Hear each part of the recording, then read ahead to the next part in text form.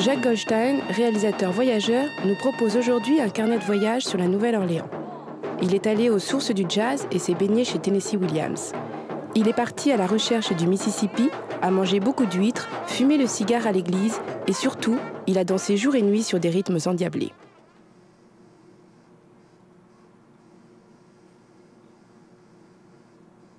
Il y a dans la bibliothèque de l'université Xavier de la Nouvelle-Orléans une collection de photographies prises au début du XXe siècle par un photographe créole, Alphonse Bedou.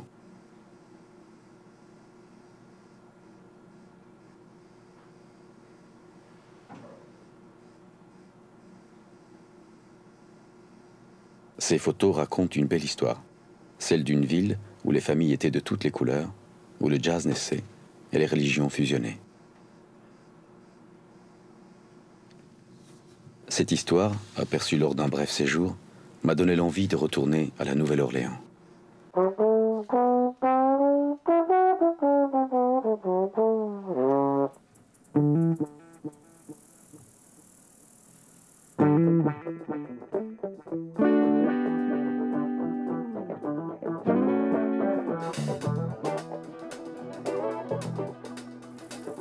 J'ai grandi avec les images et le son d'Easy Rider, le film de Peter Fonda et Dennis Hopper. Dans ce road movie fondateur du genre, les deux héros se dirigeaient vers la Nouvelle-Orléans. Hopper avait choisi de montrer un pont métallique enjambant le Mississippi comme premier plan de cette séquence. Puis, une série de travelling nous faisait descendre vers la ville par la route des plantations. Au son, c'était du rock.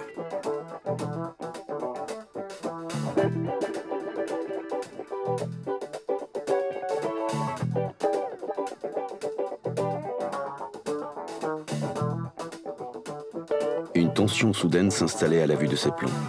Les maisons patriciennes et les cabanes à nègres alternaient dans le montage. Aujourd'hui, alors que je pénètre dans la ville en écoutant la même musique, je ressens de nouveau cette tension et cette urgence qui m'avaient tant frappé dans le film.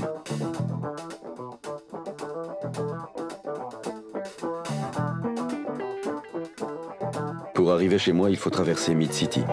Ce qui devrait être le centre-ville ressemble plus à un faubourg noir. En fait, je pourrais être aux Caraïbes, en Afrique ou dans le Bronx.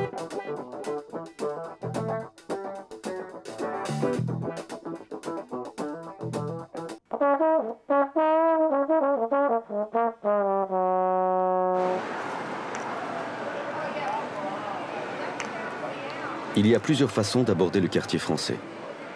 On peut suivre un plan ou se laisser aller à ses propres penchants. J'admire la maîtrise de ces touristes. Il est 10h30 du matin et pas une goutte de bière, de Bloody Mary ou de whisky Coca ne s'échappe de leur gobelet, alors qu'ils se dirigent d'un pas décidé à la conquête de la ville.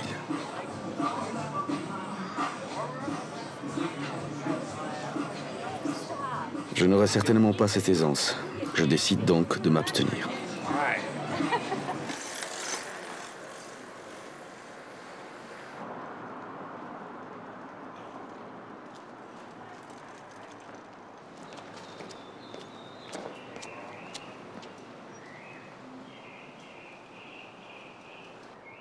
Je suis venu à la Nouvelle-Orléans parce qu'elle est le berceau du jazz, la musique qui rythme ma vie d'adulte. J'ai conscience d'effectuer là une sorte de pèlerinage maladroit. Aller aux sources d'un plaisir est parfois un exercice vain.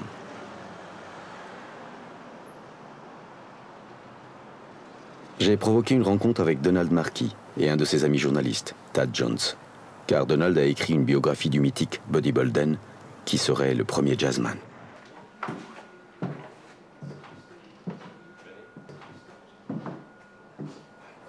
Well, jazz is a mixture of, like Louis Armstrong, jazz is a mixture of all good music. And New Orleans had all good music. By the time when you wrote writing about Bolden playing in the early 20th century, 1901, 1902, that he's playing a proto-jazz. He's not there yet. Right. I don't think Bolden's there yet, but he's playing something that is close to There were sounds in the air. And I think Bolden was one of the guys that sort of integrated those sounds into something new, but I'm not sure he knew exactly what he was on to. I think he didn't really define it. Buddy n'a jamais enregistré. Il ne reste de lui que quelques photos et des souvenirs rapportés par d'autres musiciens.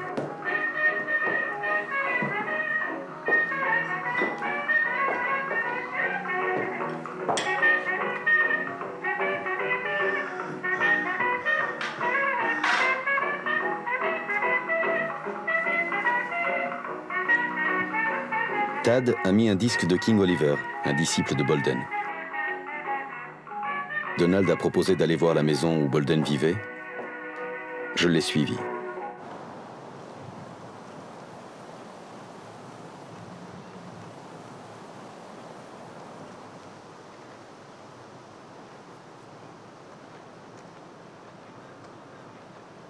Au début du siècle, il vivait dans cette maison, avant d'être interné pour folie. Les nouveaux habitants ne semblent pas s'intéresser à l'histoire. Ils doivent avoir d'autres préoccupations. Historic place.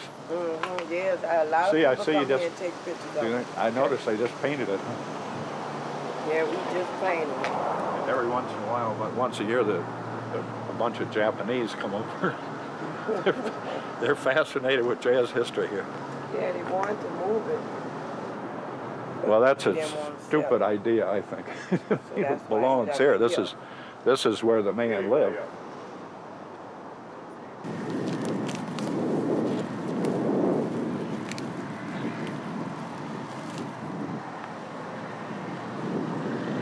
Sans Donald, qui a rassemblé l'argent pour sa tombe, Bolden aurait complètement disparu.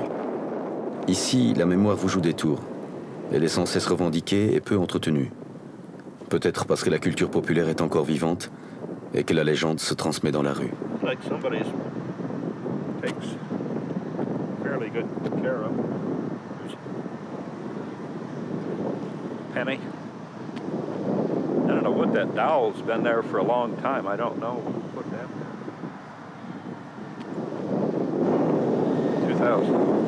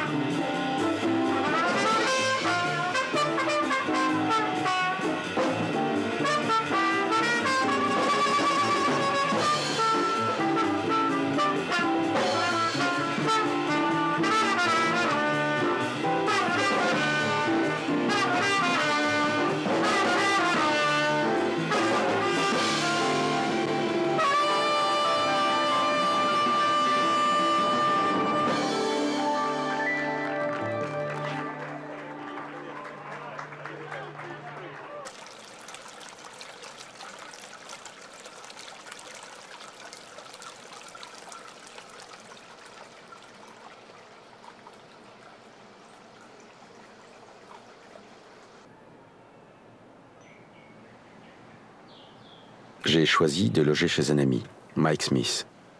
Il est photographe et a passé sa vie à capturer dans son objectif la culture noire locale. Son studio ressemble à un bazar ou à un musée, où le sacré côtoie le profane.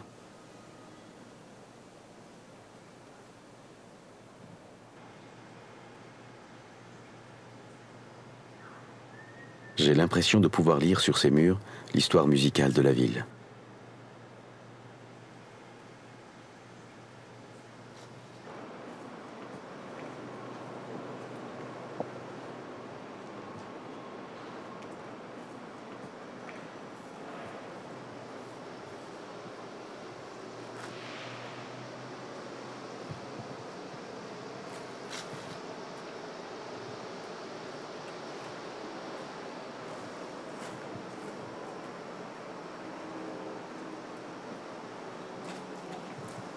Au fond, sur une estrade, une batterie. Je suis bien à la Nouvelle-Orléans, la ville qui a inventé le swing. Sometimes I'm blind out one of my eyes. You steady talking that shit. What's cool, what, brother? Trying to see what I want to play. So you want to get mad. Come on, Dick. Come on, Snake. Boy, what you gonna fucking get? You always do that shit. Every time you play, you run off. Then last week you beat me by 5, boy. You talking shit. I'm gonna get that bet.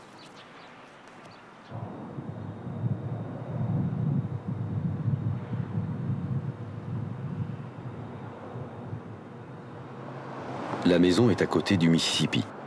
Je décide d'aller le voir.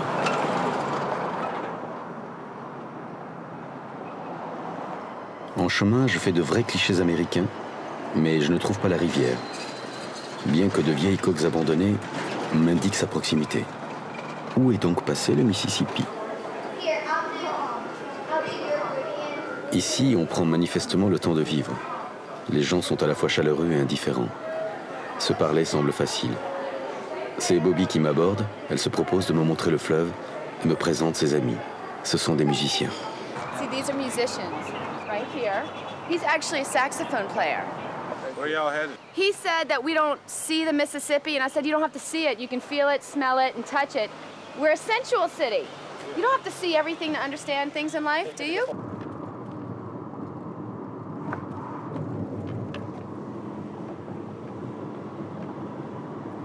Nous avons roulé un moment, mais sans apercevoir le fleuve. Ma première impression serait la bonne. Le Mississippi a disparu. Bobby me livre sa version. When you look at the streets and the houses and everything is leaning and the streets are totally have holes everywhere, potholes, it's because we're below sea level and all the water tends to build up in this city. And what it does is it sinks our city. So we know we're on a river. You can... Where is the river? The river's behind me. See?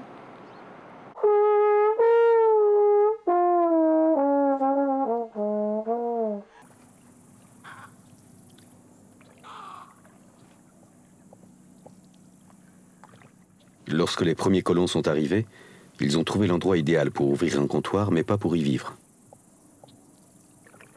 Il fallait un certain courage pour s'établir ici, ou alors être né indien. La plupart des habitants n'ont pas eu le choix. Soldats espagnols et français, bagnards, esclaves africains, prostituées pour les femmes, ont constitué la première population. Un brassage improbable qui a su créer son propre syncrétisme, mélangeant allègrement christianisme, rites africains et indiens. Il y a un endroit où se lit cette histoire, le cimetière Saint-Louis.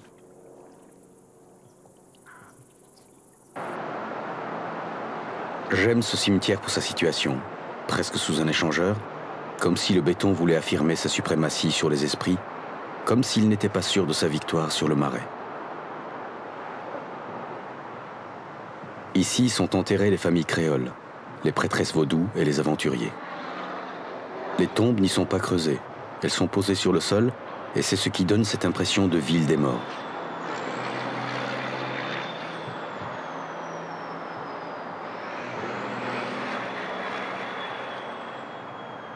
Si l'on creuse, on atteint rapidement l'eau et les cadavres s'en vont alors nourrir les écrevisses, qui vous sont servis dans le gombo, au menu des restaurants créoles.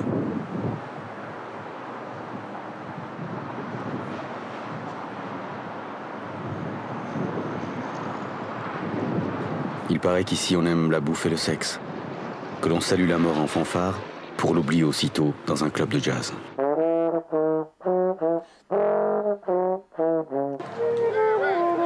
Mi-octobre, à la fin de l'été étouffant et humide, commence la saison des parades. Chaque dimanche matin, un social club descend dans la rue et se montre dans les quartiers. Aujourd'hui, ce sont les Avenue Steppers. Et le quartier, c'est Mid-City.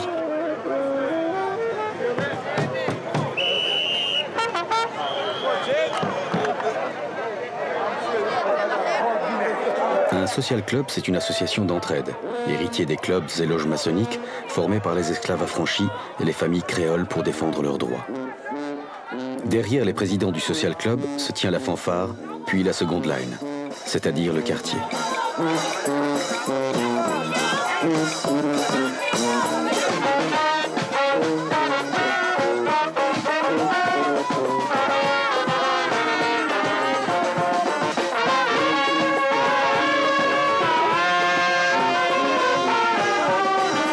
Toutes les générations sont là, confondues dans la joie d'être ensemble. Chaque fanfare va poser son style. En ce moment, elle joue funky, le tuba jouant des lignes de basse façon James Brown.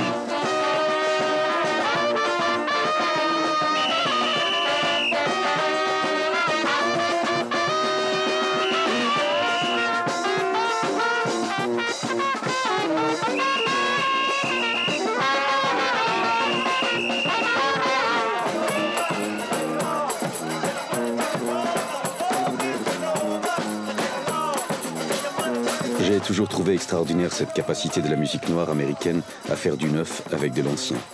D'inventer toujours, de ne jamais se scléroser. J'y vois la marque d'une authentique culture populaire, d'une joie d'être ensemble, d'un lien social fort.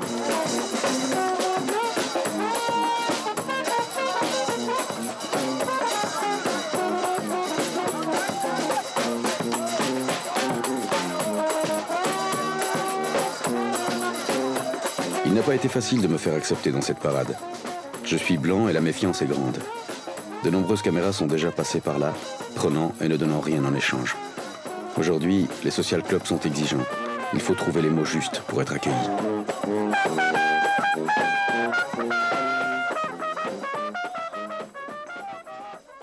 This is a barbecue shrimp plate. This is a blue cheese. Okay. These are appetizers, okay?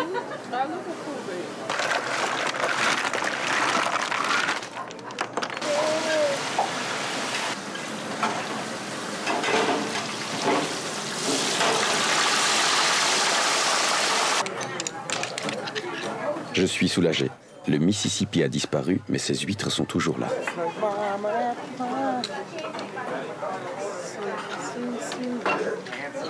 Oh yeah. It's like mama apple pie. They come all over the world for this sauce right here. Cette scène m'apparaît soudain comme une métaphore possible de la ville. Des blancs gourmands s'apprêtent à déguster des huîtres qu'un noir leur ouvre. Oh boy, watch out. Here we go. All right.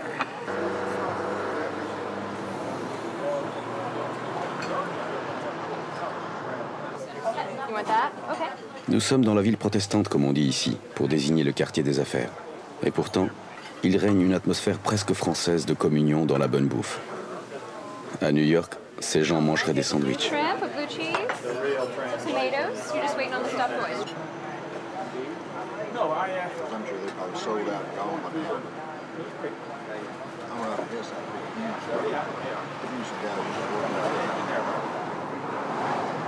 J'aime cette gourmandise et cette élégance nonchalante.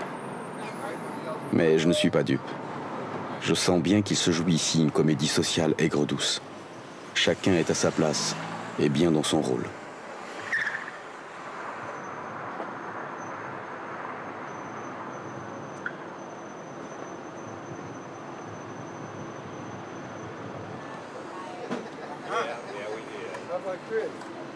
Peu de choses ont changé, semble-t-il, depuis 1968, quand Dennis Hopper était derrière la caméra.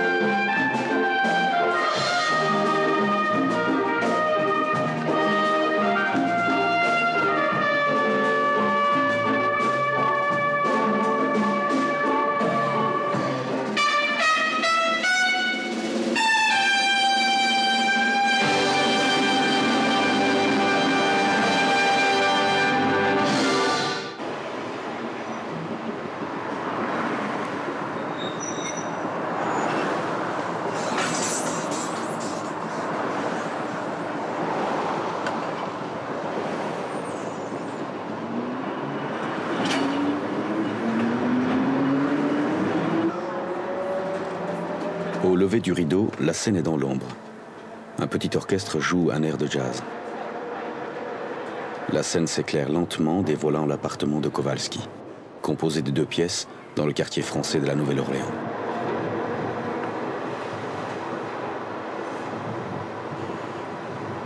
Blanche Dubois entre en scène. Elle a l'air déçue et incrédule. Un marin s'approche d'elle et lui pose une question que la musique empêche d'entendre. Elle a l'air ahurie et de toute évidence ne peut lui répondre. La musique s'éteint doucement. C'est ainsi que commence la pièce « Un tramway nommé Désir » de Tennessee Williams.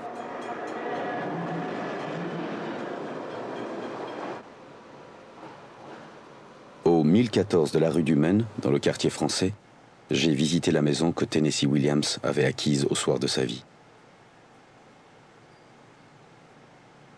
J'ai lu dans une biographie qu'il avait l'intention de passer ses derniers jours dans cette ville à qui il devait la liberté et l'indifférence à ses choix d'homme. Ici, il est devenu auteur et s'est accepté homosexuel. J'aime imaginer qu'il écrivait dans son patio ou au bord de la piscine, ou bien encore qu'il remontait sa rue, passant devant Congo Square, en sachant ce qu'il devait aux fantômes de la ville.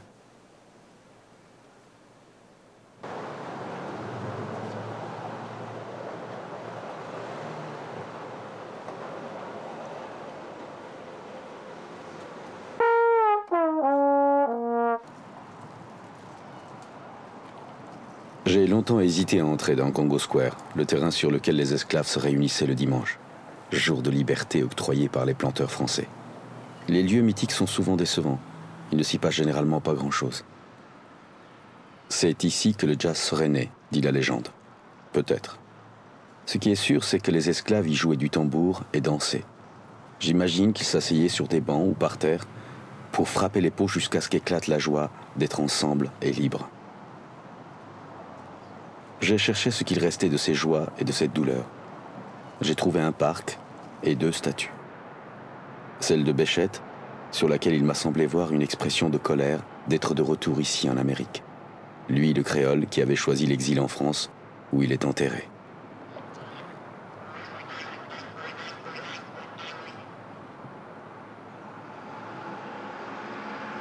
Sur celle d'Armstrong, il m'a semblé voir une expression ironique face à ces oies blanches qu'il a su si bien faire rire et rassurer.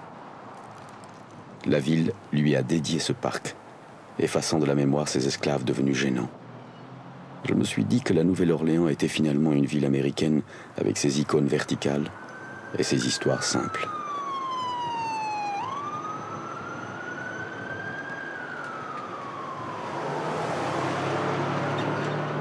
Well, Michael Klein, first of all, good evening, and you are jamming, baby. Thank you. Feels good. And I wanted to say something. I'm just so proud to be a part of this wonderful community of ours here that the WWOZ listening audience encompasses. And I'm talking about the Crescent City, the proper Crescent City, the West Bank, the North Shore. I think they hear us all the way out to La Place even.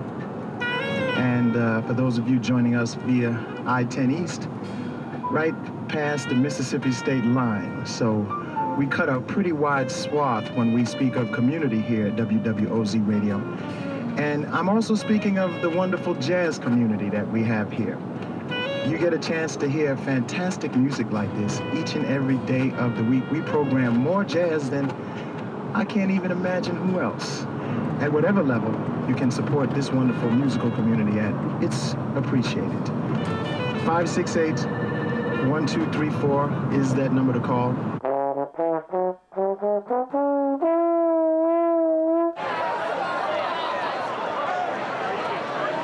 Il est difficile d'ignorer Bourbon Street, la rue la plus célèbre de la Nouvelle-Orléans. Autrefois, on y trouvait les marins, les pianistes de ragtime et les bordels. Aujourd'hui, tout le monde vient s'y encanailler. L'atmosphère est bon enfant. Gay, hétéro, noir et blanc se mélangent.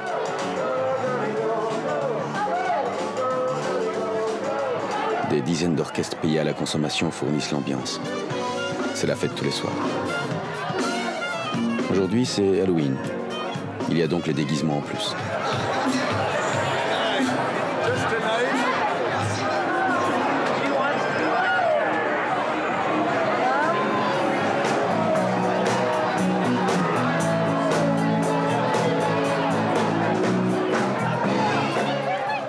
En quittant Bourbon, je suis tombé sur des scènes bien plus piquantes. J'aurais peut-être dû me déguiser.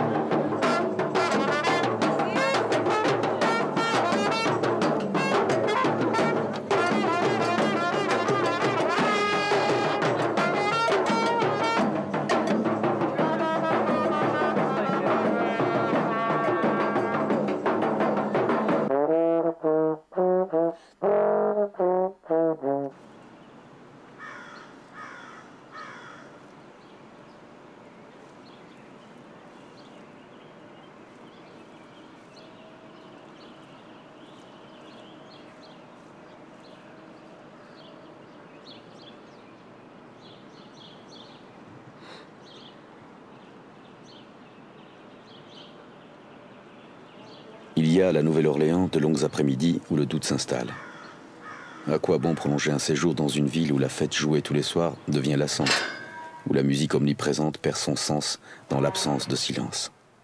Rester? Rester pour les gens peut-être, pour être sûr qu'il y a autre chose que les sourires et les grimaces convenues du carnaval. J'ai rencontré Geneviève pendant la soirée de Halloween. Elle est québécoise et s'est installée ici il y a 5 ans. La musique l'a prise à la gorge, dit-elle. Depuis, elle apprend le trombone et vit le jazz. Mais moi, je pense que la musique est très forte parce que, justement, à cause du climat, les gens vivent dehors. Puis quand tu vis dehors, t'as plus d'amis, t'as plus de raisons de célébrer. Donc, tu fais plus de musique. C'est logique. Tu sais, au Québec, comme il fait tellement froid, on est toujours à l'intérieur. Moins d'occasions de célébrer. Si tu fais une fête, il faut que tu avertisses tes amis à l'avance parce qu'ils ont des horaires chargés. Puis il faut qu'ils se déplacent. Souvent, ils habitent loin. Puis ici, tout le monde est dans le même quartier. Tout le monde arrive. Même sans les inviter, ils arrivent. Ils entendent la musique. Ils viennent. Moi, j'en suis au point de me demander si les gens travaillent là, encore ici. Ah, s'ils travaillent. C'est ça qui font la fête tout le temps. Mais je travaille, moi. Mais non, ça travaille. Mais il faut croire que les gens qui font la fête, c'est pas nécessairement ceux qui font le 9 à 5. Parce qu'il y en a quand même des gens qui font pas la fête à New Orleans.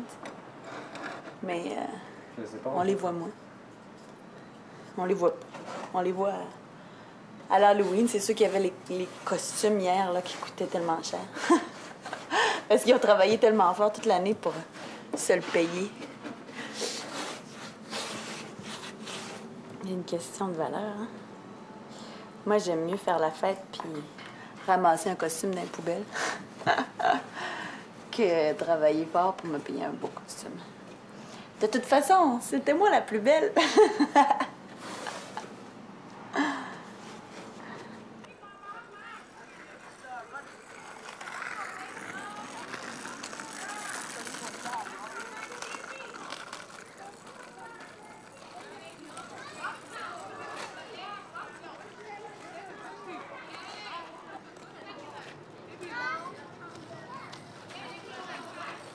Je suis rentré chez moi. J'ai laissé le soir tomber sur ma rue et constaté avec joie que je faisais enfin partie du décor.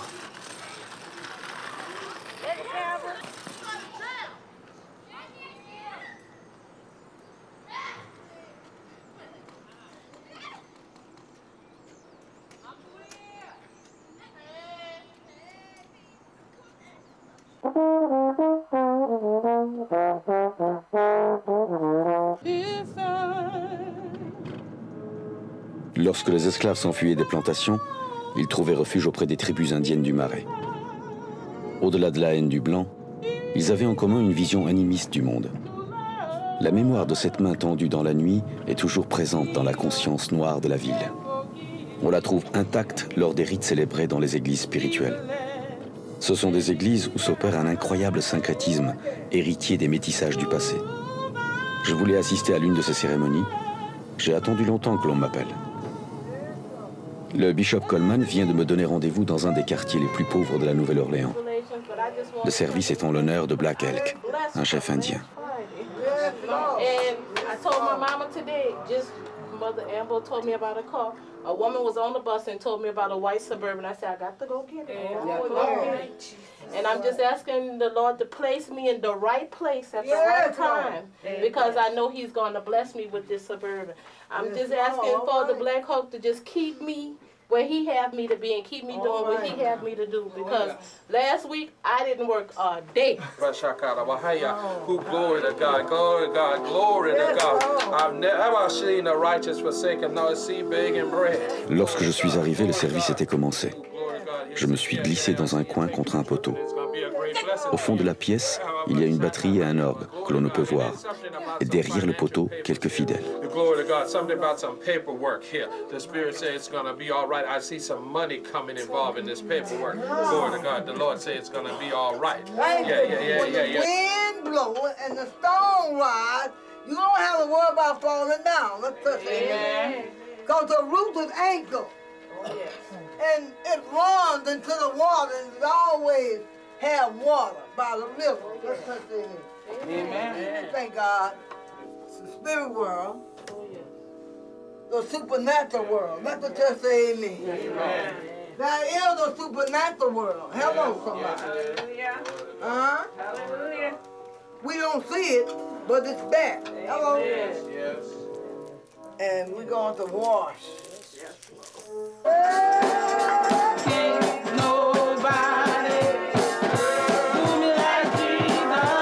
Can't nobody do me like the Lord. Can't nobody do me like Jesus. He's my friend. Oh, He picked me up and turned me around.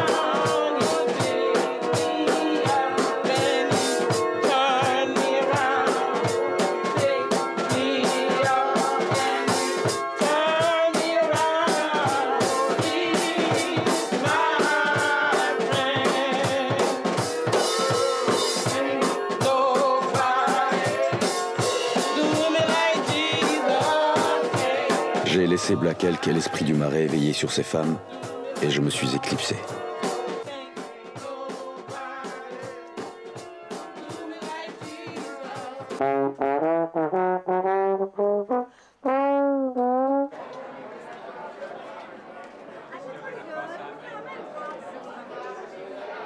Cela fait 30 ans que mon ami Mike Smith photographie la communauté noire de la Nouvelle-Orléans. Il a su se faire accepter et s'est fait de nombreux amis noirs qui respectent son travail et apprécient son humanité. Aucun d'eux n'est là ce soir. Aucun noir n'est venu voir cette exposition. Ce vernissage se passe dans une banlieue blanche et les communautés aujourd'hui ne se mélangent plus.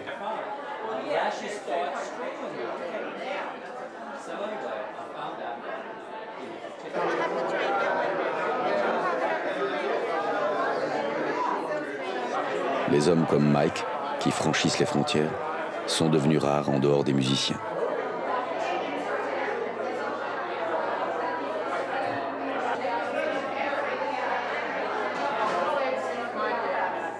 Je sens qu'il se joue un double drame ce soir. Celui des intellectuels blancs qui découvrent la vie de leurs voisins sur les murs de l'expo. Celui plus intime de la maladie de Mike. Mon ami perd la mémoire. C'est une partie de la Nouvelle-Orléans qui va disparaître.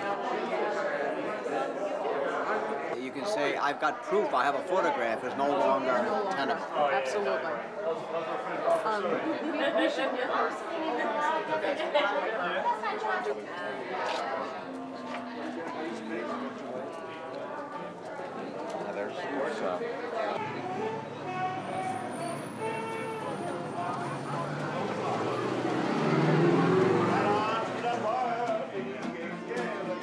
Ce soir, je rejoins Geneviève qui joue dans un club du quartier français, le Matador.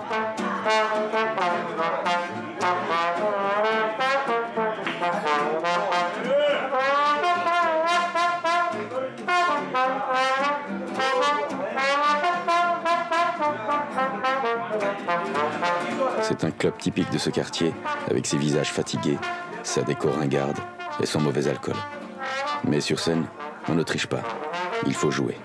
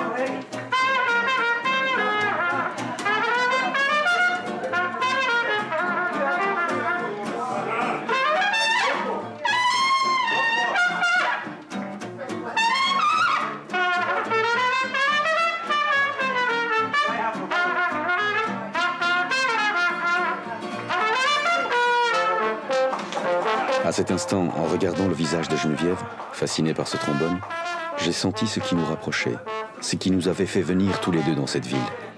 Nous partagions le moment magique où la note juste est atteinte, où la musique est belle et qu'on ne souffre plus.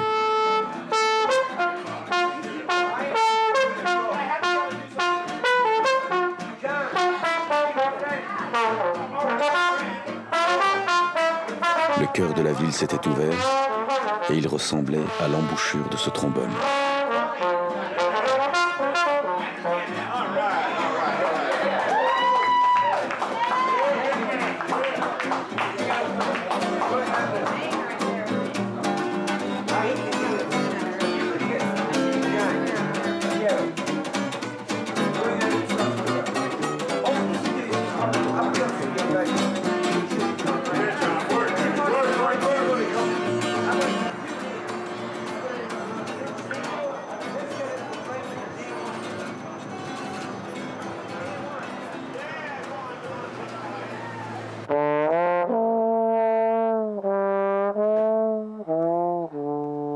Ça, c'est en ré mineur. Tu vois la différence de tonalité. Personnellement, j'aime mieux en ré mineur.